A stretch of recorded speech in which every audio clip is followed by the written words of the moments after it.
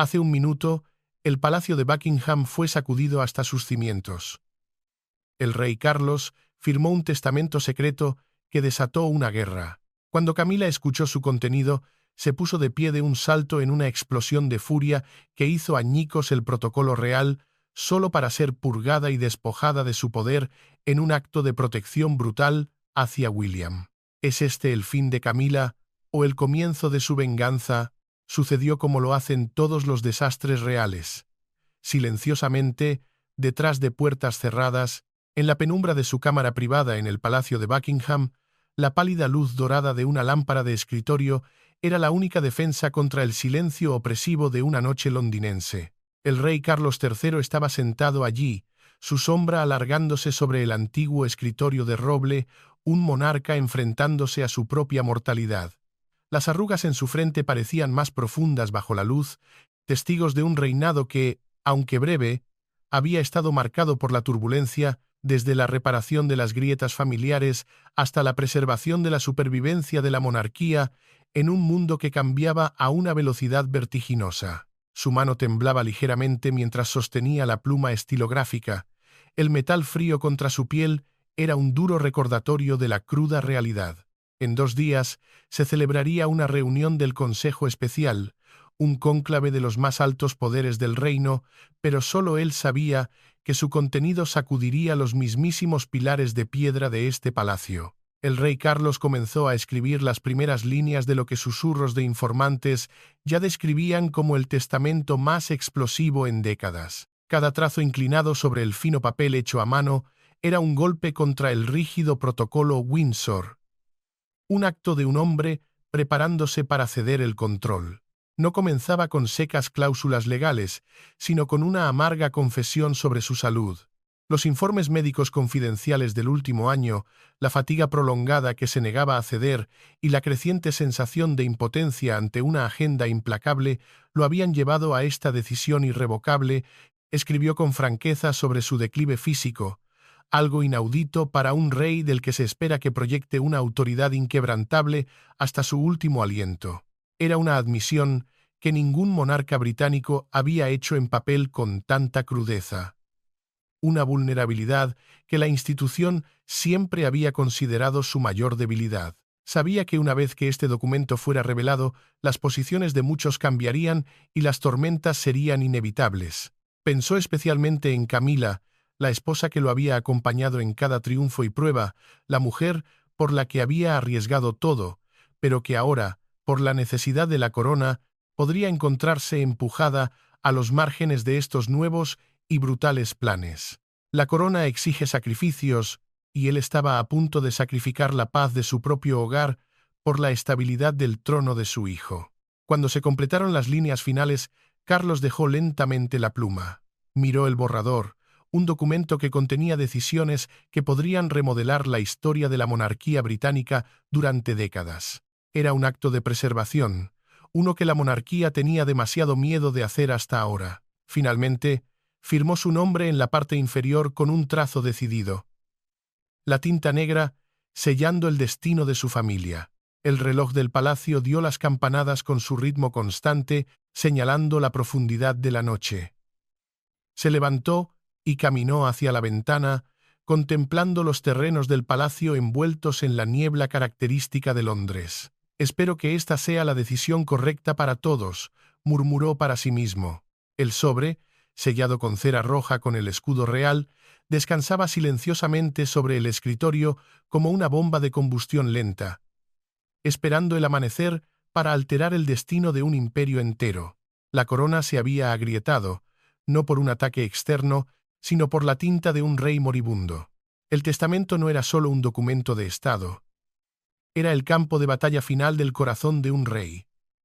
La pluma de Carlos no solo transfirió poder, sino que también desenterró fantasmas. Cada palabra escrita era una excavación en las profundidades de la historia de los Windsor, una historia que la institución había trabajado incansablemente por enterrar. Su mirada se detuvo largamente al mencionar al príncipe heredero William. En la mente de Carlos, la imagen de su hijo mayor se alzaba como el contrapunto perfecto a su propio envejecimiento. William El heredero forjado a través de la disciplina y una preparación meticulosa representaba una nueva generación real. Cada línea que lo describía no era meramente sobre la transferencia de poder, sino la entrega de la esperanza para una monarquía moderna, una donde los muros de la institución se suavizaran para abrazar el pulso de los tiempos. Sin embargo, la parte más difícil no fue ceder el trono.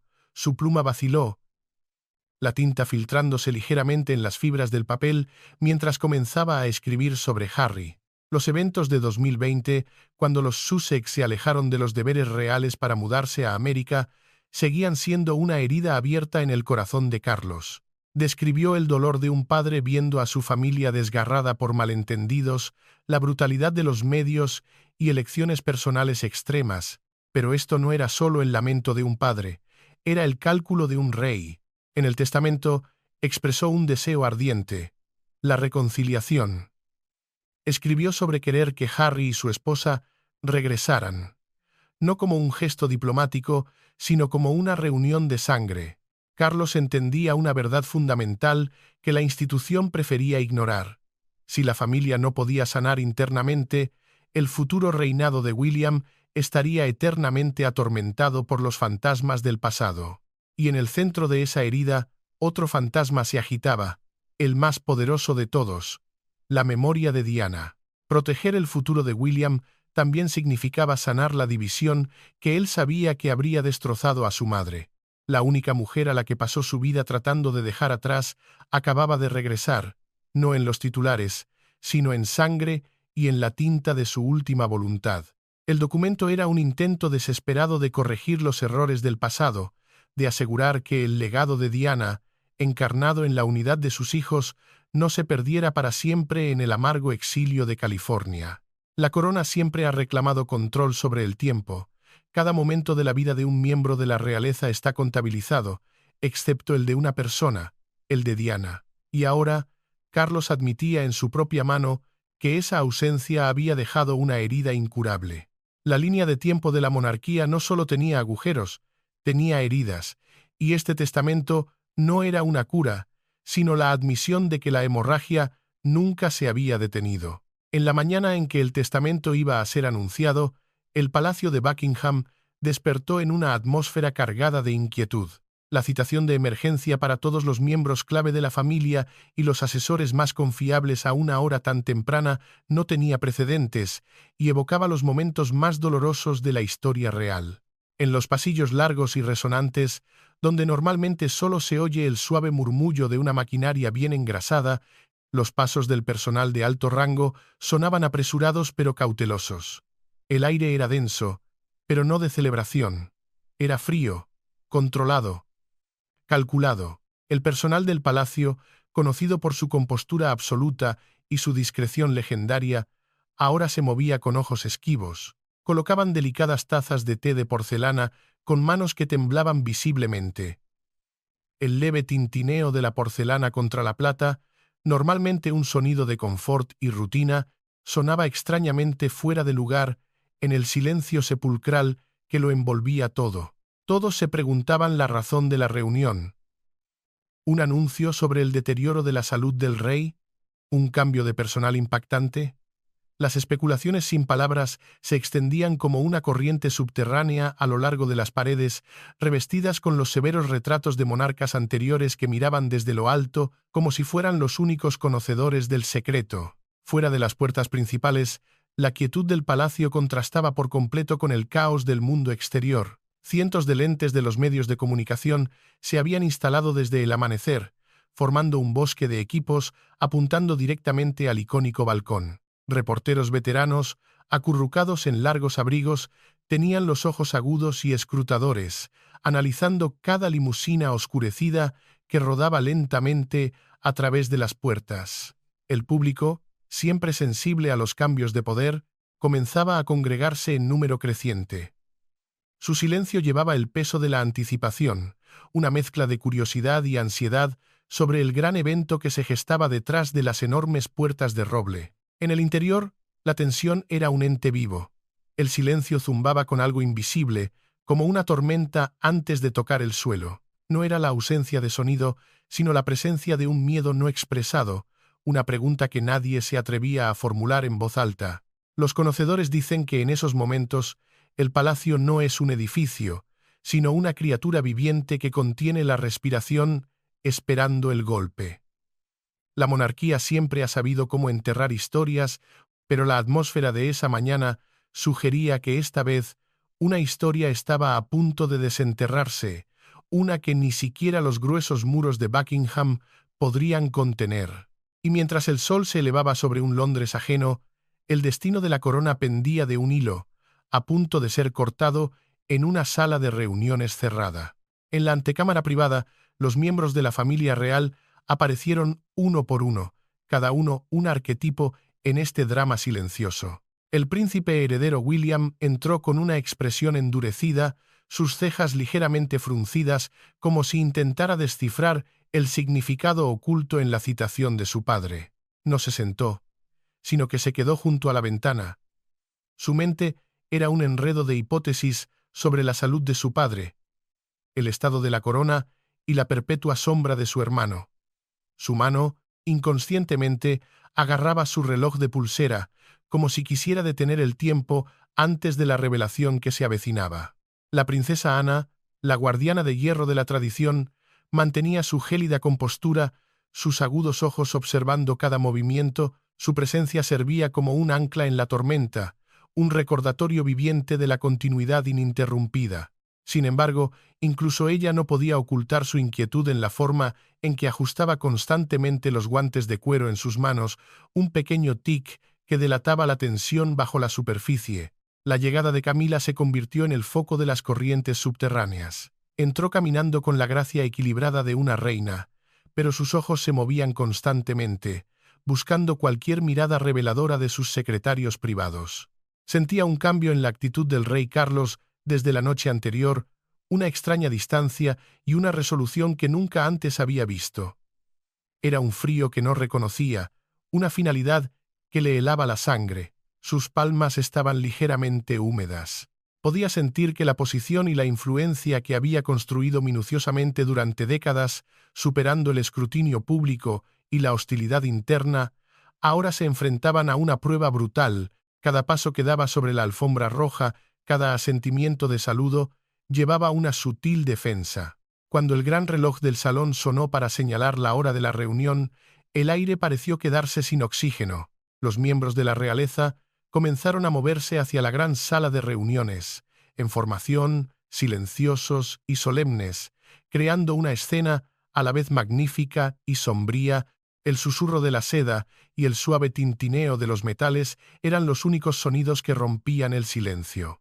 Ante las puertas, todos se detuvieron por un breve pero interminable momento. Se miraron unos a otros, buscando una alianza o una pista de la verdad. Pero todo lo que vieron fueron rostros cuidadosamente enmascarados por el protocolo real, corazones de hielo ocultos tras una fachada de deber.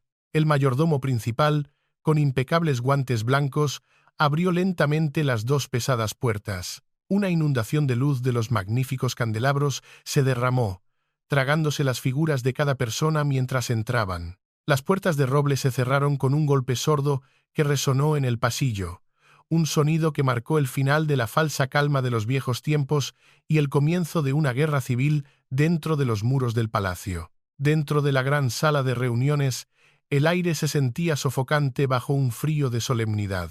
El rey Carlos se sentó en el centro de la larga mesa. Su figura parecía más pequeña de lo habitual entre los imponentes paneles de roble oscuro y los retratos silenciosos de sus antepasados, que observaban desde lo alto con ojos de pintura centenaria. Sobre la mesa yacía el testamento, un documento plano que, sin embargo, llevaba el peso de 1000 cargas, el peso de una dinastía. Antes de que hablara, reinó un silencio absoluto, un consejo silencioso donde cada miembro presente juzgaba la atmósfera, pesaba las alianzas y se preparaba para el impacto.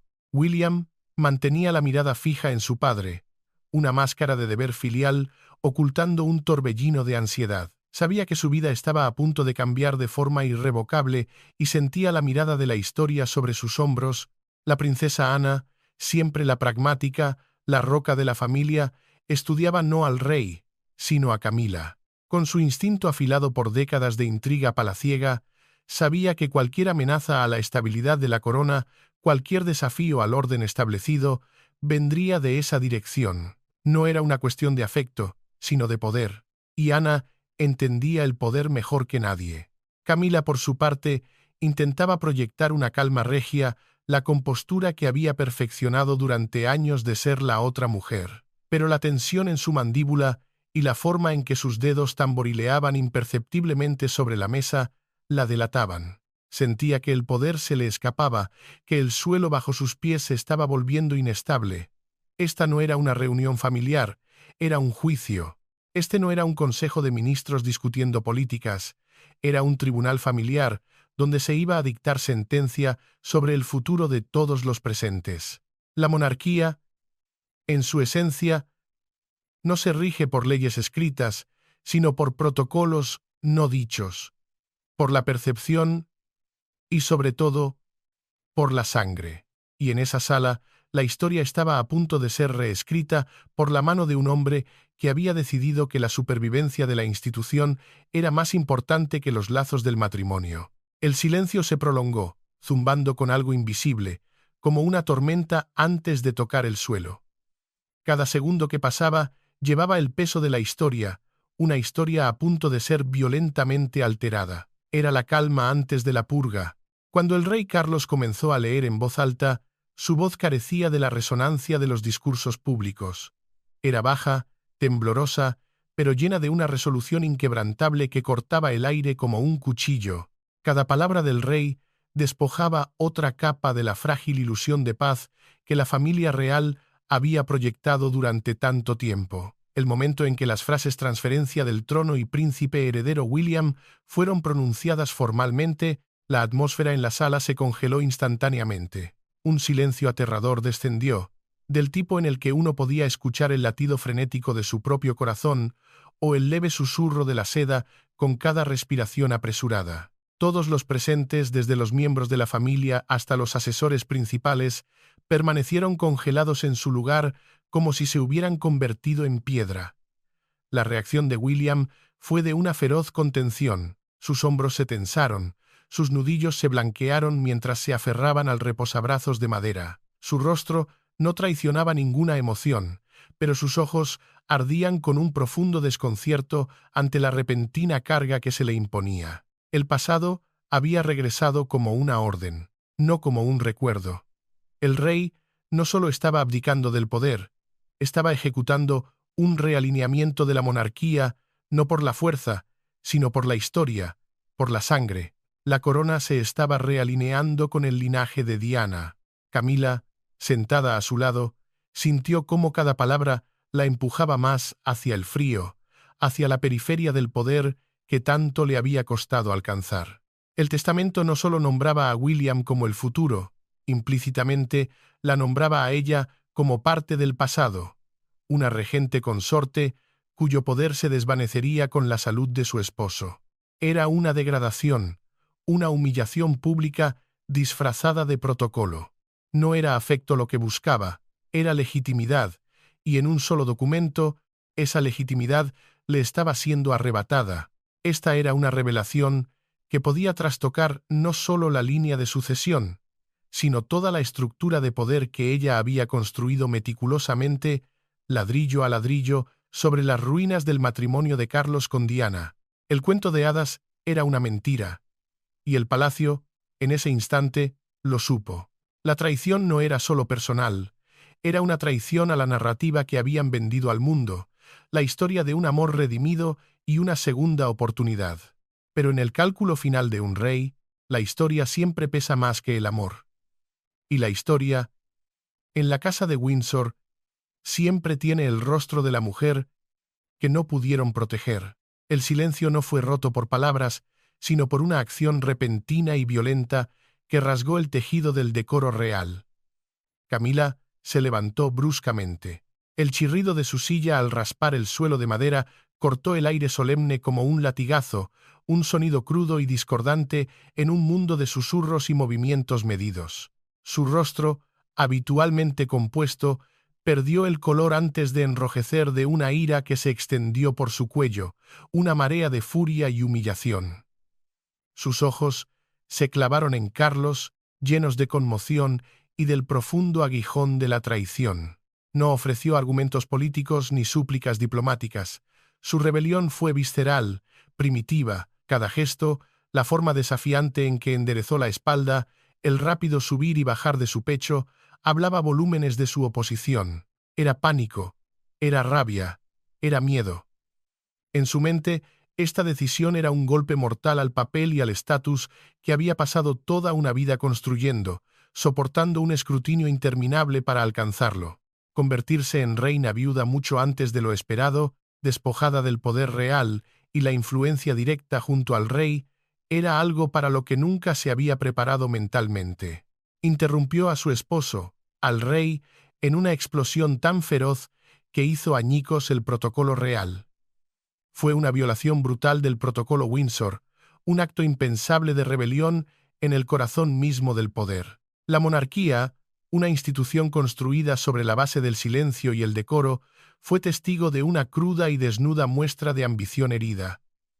Para los que estaban en la sala, esa interrupción no fue un accidente. Susurros de personas con información privilegiada dirían más tarde que no fue una simple protesta, fue una declaración de guerra. En ese grito silencioso, en esa postura desafiante, Camila no solo estaba luchando por su futuro, sino contra el fantasma de la mujer a la que había reemplazado, la mujer cuyo legado, ahora se daba cuenta, era más poderoso que cualquier corona que ella pudiera llevar.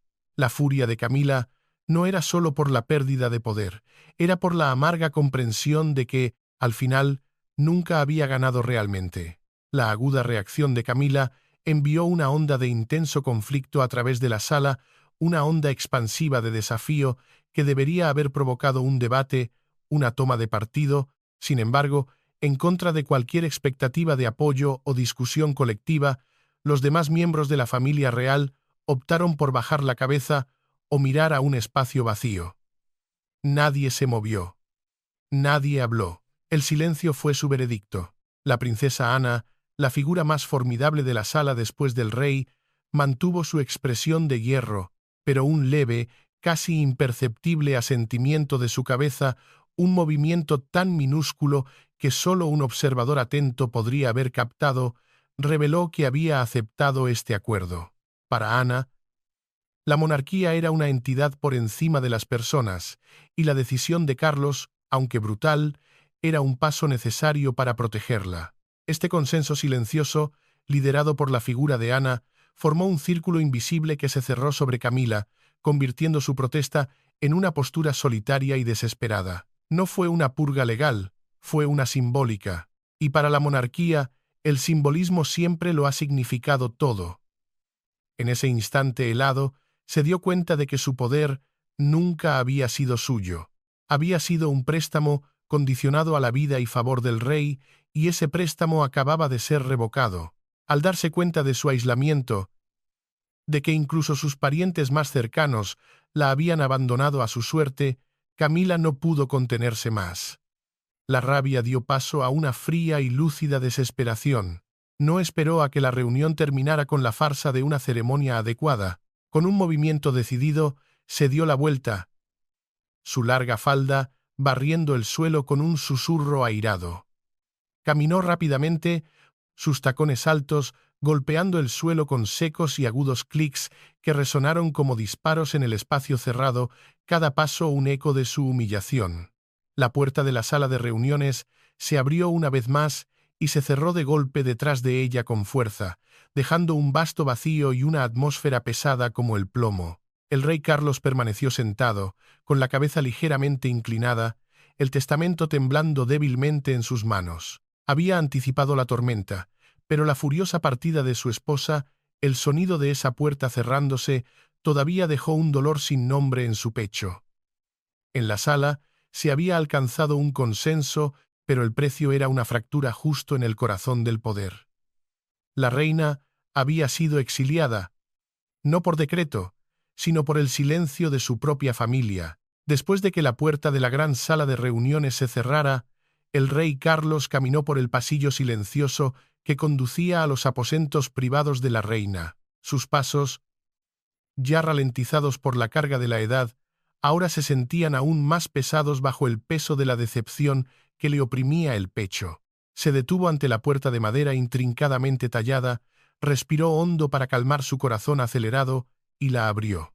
En el interior, Camila estaba de pie junto a la ventana, con la espalda rígida como una estatua tallada en pura furia. La habitación, normalmente un santuario de intimidad compartida, ahora tenía una atmósfera tan sofocante que era difícil respirar. Cuando sintió la presencia de Carlos, no se giró de inmediato, solo apretó el pañuelo de seda hasta arrugarlo en la palma de su mano. Él se acercó, sus manos extendidas como si buscaran la comprensión que habían compartido durante décadas. Intentó explicar con la mirada más suave que esta decisión no era un rechazo personal, sino un sacrificio necesario para la supervivencia de la monarquía. Sin embargo, en el momento en que ella se volvió para enfrentarlo, Carlos vaciló ante la energía feroz que irradiaba de sus ojos. Su enfrentamiento sin palabras comenzó con miradas penetrantes. Camila había desechado su habitual compostura. En su lugar había un desafío feroz. Le hizo saber que no se retiraría a las sombras, que no aceptaría ser borrada de la historia. Para ella, el poder y la influencia no eran meros adornos, sino el resultado de una batalla larga y agotadora en la que había sacrificado tanto su reputación como su juventud. La discusión no necesitó de voces elevadas para volverse brutal. Vivía en la forma en que Camila lanzaba miradas acusadoras al testamento en la mano de Carlos, en la fría crueldad con la que él desestimaba cada intento de calmarla. «Insultaste mi lealtad», susurró ella, su voz temblando de rabia, «la lealtad que te di cuando nadie más lo hizo, cuando el mundo entero me despreciaba». Carlos la observó, y por primera vez en muchos años sintió como si estuviera mirando a una extraña. Bajo la tenue luz dorada de la habitación, el cálculo y la ambición en los ojos de Camila destacaban más nítidamente que nunca. Se dio cuenta de que a ella no le preocupaba la estabilidad de la monarquía ni el futuro de William, solo le preocupaba su propio trono y los privilegios que no podía soportar renunciar. La decepción en el corazón de Carlos se transformó en una fría resolución. Era el corazón contra la corona, y la corona siempre debe ganar. Entendió en ese momento que si se permitía que esta codicia persistiera junto a William, la sucesión estaría manchada por intrigas de trastienda, un veneno lento que corrompería el reinado de su hijo antes de que comenzara. Una ferocidad inusual, la del león en invierno, se encendió en el anciano rey. Se irguió, sus hombros ya no encorvados, y su mirada se volvió regia y distante, la del monarca por encima del hombre. En un momento de absoluta y fría decisión, Carlos realizó acciones simbólicas pero cargadas de un poder irrevocable. Caminó lentamente hacia el escritorio y sacó un decreto preparado, un documento que susurros de pasillo decían que había sido redactado hace meses, sirviendo como el plan de contingencia más doloroso. El acto de dejar el documento sobre la mesa y señalar las cláusulas que la despojaban del control de los fondos reales y le exigían mudarse a una residencia separada, su jaula dorada en Rey Mill House, asestó un golpe poderoso y final a las ambiciones de Camila, sin títulos, sin privilegios, sin futuro, en el centro del poder. Fue un acto de preservación, una cirugía clínica para extirpar un tumor antes de que se volviera maligno, uno que la monarquía había tenido demasiado miedo de hacer hasta ahora. Ella se quedó atónita, sus labios temblando, su confianza anterior colapsando en un instante. El fuego en sus ojos se extinguió, reemplazado por el vacío del reconocimiento. Había perdido. Carlos ya no miró su dolor. Se dio la vuelta y salió de la habitación con el porte erguido de un monarca que acababa de llevar a cabo una purga necesaria. Detrás de él, Camila permaneció inmóvil en la habitación, que ahora se sentía vacía y fría. El decreto, sellado en tinta y cera, no era solo un documento legal. Era la lápida de su influencia, el exilio simbólico de la mujer que una vez pensó que había conquistado la casa de Windsor. La purga se había completado y una fractura irreparable se había abierto entre el corazón y la corona. Mientras las réplicas de la discusión entre el rey y la reina aún ardían detrás de puertas cerradas, el príncipe William se encontraba en un silencio solitario dentro de su estudio privado. La pálida luz dorada del atardecer se filtraba por las altas ventanas, proyectando largas sombras sobre el retrato de su abuela, la difunta reina, que colgaba en la pared, su mirada estoica, pareciendo juzgar los acontecimientos del día. William estaba de pie, con las manos apoyadas en el frío alféizar de piedra, sus ojos fijos en los lejanos jardines del palacio, mientras su mente era asediada por una nueva y dura realidad.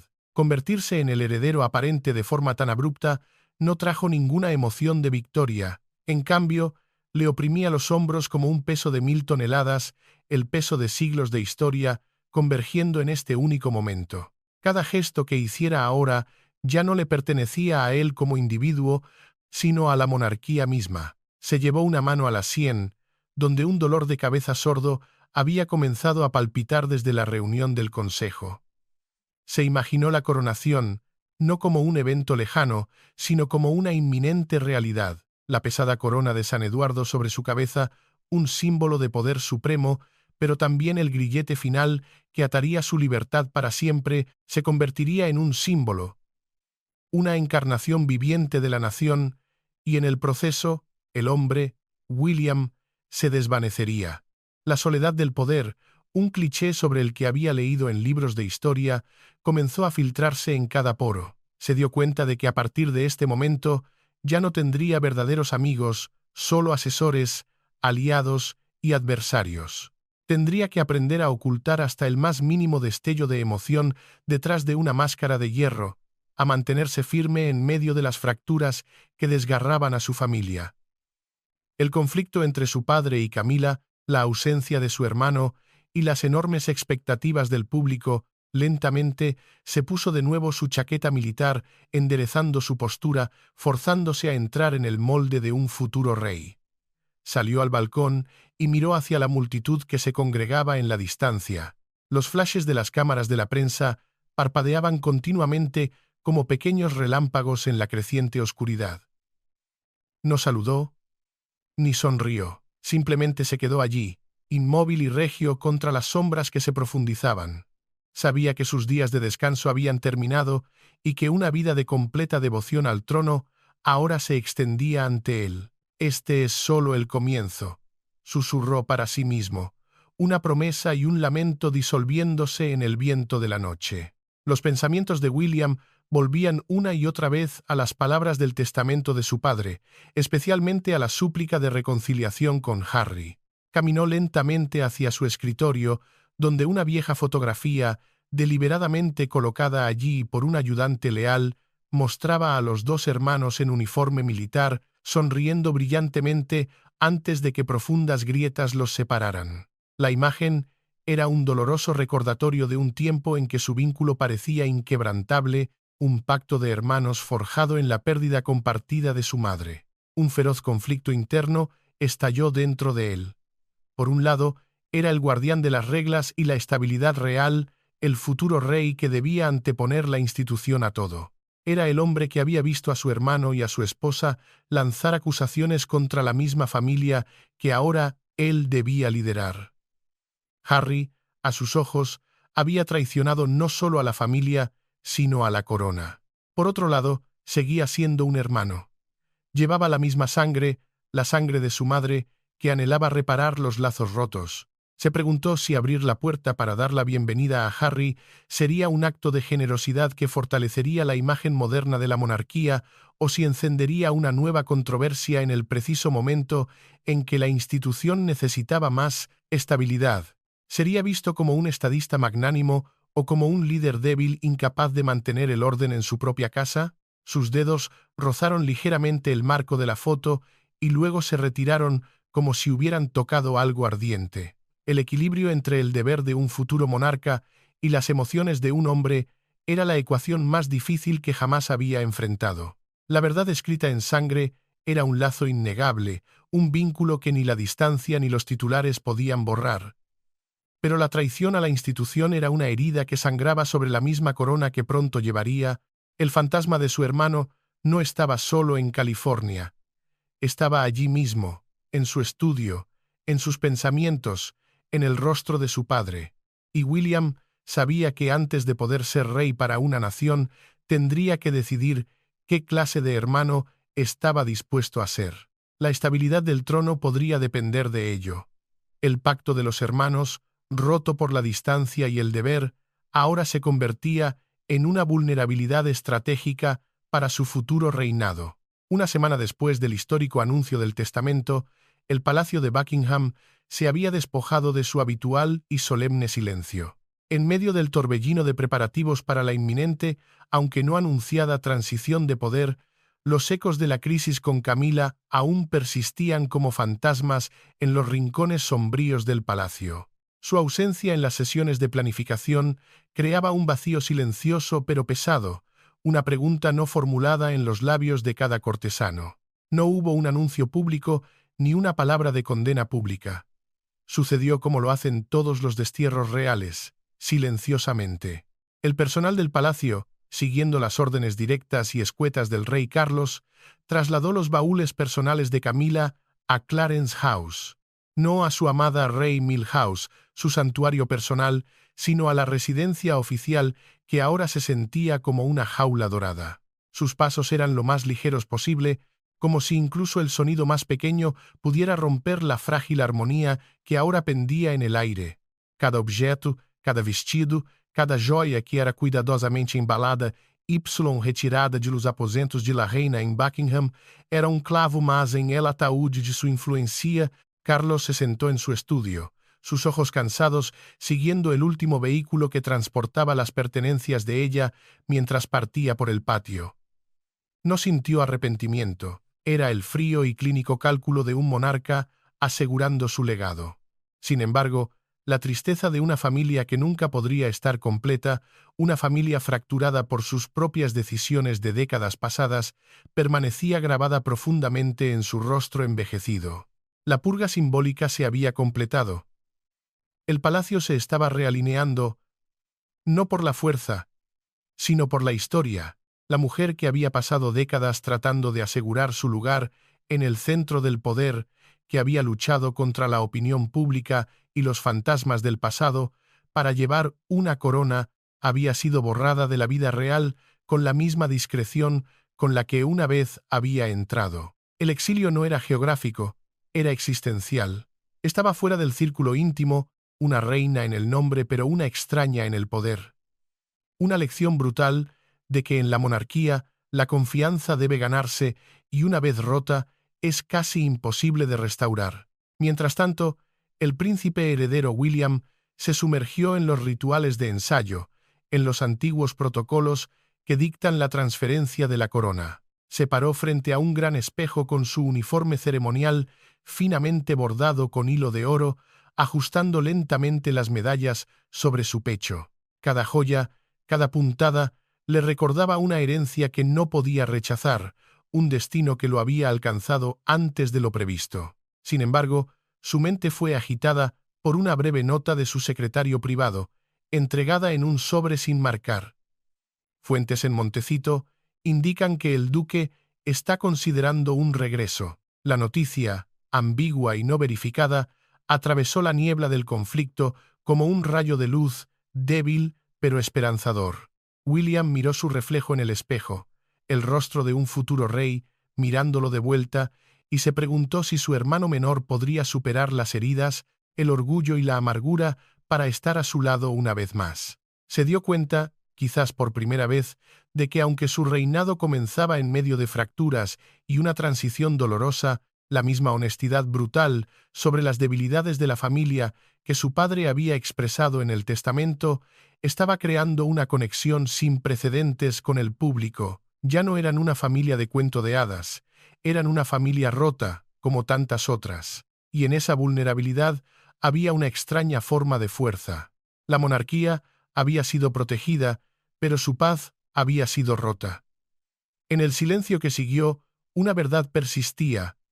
No todas las heridas están destinadas a sanar. Aún así, Por primera vez en años, había una posibilidad, por pequeña que fuera, de que los hijos de Diana volvieran a estar juntos, unificados bajo la corona que ella nunca llevó. Los planes de Camila ahora se habían desvanecido en el pasado. La terquedad de Harry aún podría ser calmada por el perdón, y la salud de su padre finalmente podría recibir el cuidado pacífico que merecía. Un nuevo reinado estaba tomando forma, uno que llevaría las cicatrices de su nacimiento, pero que también contenía un frágil rayo de esperanza para un futuro más honesto y quizás más unido.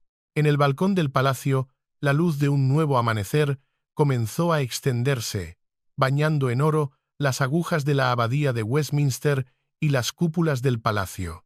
William salió al gran balcón, el mismo desde el cual generaciones de su familia habían saludado a la nación en momentos de triunfo y de dolor. Desde lo alto, vio a las multitudes que ya se congregaban abajo, un mar de rostros que portaban banderas y flores junto con su fe en una nueva era.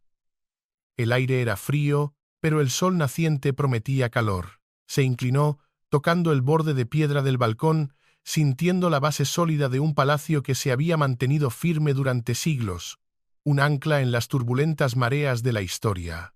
Las intrigas de Camila ahora se habían desvanecido en el pasado, una nota a pie de página en la historia de su padre. La terquedad de Harry aún podría ser calmada por el perdón, una herida abierta que, por primera vez, tenía la posibilidad de cicatrizar, y la salud de su padre finalmente podría recibir el cuidado pacífico que merecía, su último acto como rey no siendo una conquista, sino un sacrificio por el futuro de su hijo. Un nuevo reinado estaba tomando forma, más claro, más moderno y, sobre todo, hambriento de unidad.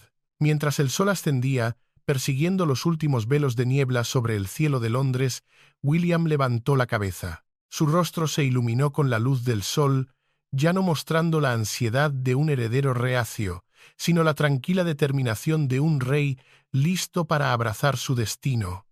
Este no era el trono de su padre ni el de su abuela. Este sería su trono, construido sobre las ruinas de un viejo orden. Un nuevo capítulo en la historia real había comenzado, imperfecto, todavía llevando las cicatrices del pasado, pero un comienzo esperanzador donde los lazos familiares y el deber podrían finalmente encontrar su punto de encuentro. Puedes enterrar a una princesa, puedes silenciar su historia, pero cuando la verdad está escrita en sangre, no permanece enterrada. Se levanta, y esta vez tiene el rostro de un rey, el hijo de la mujer que no pudieron proteger. Porque la historia, al final, no recuerda quién llevaba la corona, recuerda quién se la ganó.